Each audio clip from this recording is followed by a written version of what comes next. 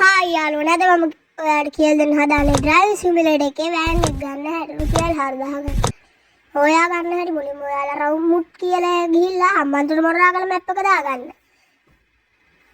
ඉතින් යාළුවනේ හම්බන්තොට මොරාගල මැප් එක දාගන්න. ඊට පස්සේ ප්ලේ දෙන්න.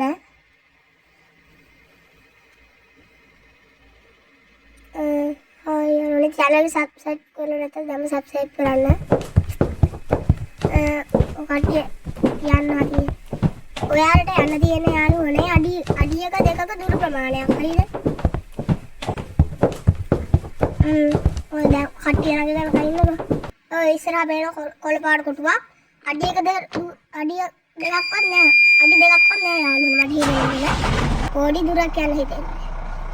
දුර ගියාම යන්නේ ගන්න හැක්කෙන්නේ යාළුවනේ.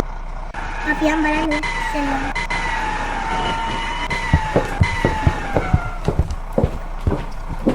කට්ටියක් දැස්සා.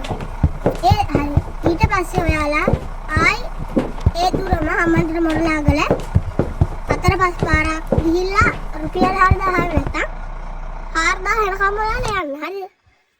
ඊට පස්සේ ඔයාලට වෑන් එක ගන්න පුළුවන්.